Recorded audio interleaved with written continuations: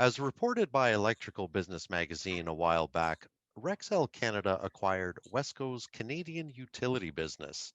Now, joining me today to talk about this acquisition and what it means for Rexel in Canada is Jeffrey Moyle, the Swiss Army knife of Rexel Canada Electrical, but also responsible for that Canadian utility business. Jeffrey, thanks for joining me. Thanks for having me, Anthony. Now, Jeffrey, when we shared the news about Rexel acquiring the utility business from WESCO, Roger Little, the CEO of Rexel Canada, had said that this is a unique opportunity for Rexel to accelerate its development in Canada in the attractive and green utility business. So I'd like to delve a little bit into that statement in terms of how Rexel plans on flexing this utility business, what it wants to get involved with, and eventually I'd like to get to where electrical contractors might also be seeing opportunities with green business or sorry, green utility business, and also possibly with Rexel. Take a step further backwards. If we look at sort of the legacy and the genesis of how we got to this, obviously Wesco and Annixter, that acquisition created a space where Wesco and Annixter had to divest themselves of that business. You go further back, Westburne used to be quite a large player in the utility business around 2000. It's nice to bring that business back home. Rexel in itself, certainly this is not an infomercial for the company, but we are we operate what we'll call proximity models. We run a lot of branches, and as a result, we're very good residentially, commercially, and industrially. The one leg to that chair that was missing was that utility piece. So when this opportunity did come about, our leadership, led by Roger Little, made the strategic decision to go forward with that acquisition. We saw a lot of synergies in terms of our supply base, our customer base, where we were positioned mainly outside of the main population areas. We're quite well represented. And if we look to where the country is going in terms of investment, population, immigration into this country, particularly in a post-COVID world, we like our position as in that space. We do see the government investing in utility, roads, bridges, power lines, these sort of things to get people out of cities and into our communities where a lot of our Canadian population lives. So we believe in that model. We see the expansion. We see Canada moving, 45 million, 50 million, eventually 100 million people.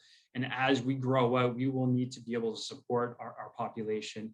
And this investment signals a recognition of that, and also an understanding that utility space for electrical distribution is somewhere we can play. And the second part to your question is what that investment represents for the tradesmen, for the manufacturers, the partners out there. That money is flowing. The investment is there. There's ample opportunity for our trade schools, our students, our engineers, from everyone digging a hole in a field to lay down cable to designing some infrastructure. It is an exciting time for people going forward. And Canada is well positioned. We weathered COVID fairly well versus most of the world. Not perfect by any stretch of imagination, but we take a look at where we are after COVID, and I see this acquisition fitting nicely in a long-term strategy. Well, Jeffrey, let's focus a little bit on that post-pandemic, the Canada of tomorrow, when you and I can actually see each other, maybe at your place or mine instead of over Zoom. But Rexel has a footprint across the country and involved in various projects. As you look across the breadth of Canada, especially post-pandemic, what things excite you in the electrical space?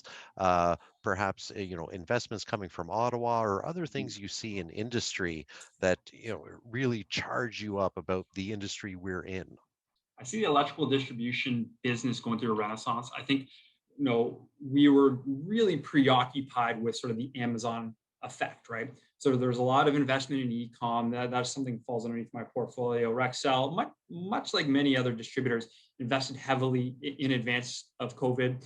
COVID hit. We maintained our current glide path as a result of that. Many also did, but some did not. And you start seeing those players sort of cede to the sidelines as we go forward. Turns out the Amazon effect that we all were very afraid of was actually the thing that saved a lot of people. So, instead of fighting it, you turn it to your own. And that's what Rexel did. And a lot of other of our competitors did along there. So that effect is certainly something that we will take after this.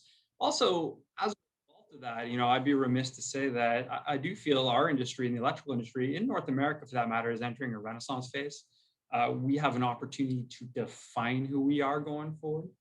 Being a low cost provider of a good is someone's business out there, but adding value, being able to help customer base, being able to train, educate, and then push the industry forward. I see a good position for Rexel amongst all of our competitors out there. So I think the post-COVID world will be sort of represented with the renaissance of our business. And I'm excited to be in this position and make these acquisitions to create value, ultimately for our customers, but also for Canada as a whole. Investing in utility signals that, and I'm very proud to be part of that acquisition team. So Jeffrey, looking again at post-pandemic Canada, and looking at what might be going on in the realm of utilities, specifically electric utilities, on the macro scale, maybe more on the micro scale. Uh, what things do you see there? What things excite you? Spell opportunity for my audience of electrical professionals, electrical contractors, and uh, sort of to throw even more at you there, what role do you see that embedded electrical distributor playing in these solutions?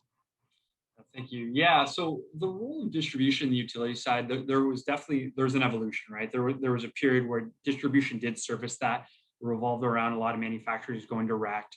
Now you see that oscillating back towards channel, which really speaks to the supply chain aspect, or sort of what we call sort of that last mile delivery that a lot of these utilities need. But up and above that, there is something to be said about introducing new products, training, troubleshooting issues that do happen in the field, and that's where we see Rexel creating value along with distribution in North America, and which is a little bit different from other parts in the world. So to go forward in sort of this post-pandemic world, I see a lot of communication like this. I see a lot more efficiency gained through sessions like this, where someone in, say, example, Germany could have a peer-to-peer conversation with somebody in Vancouver very seamlessly without getting on a plane and having sort of the pageantry of that event.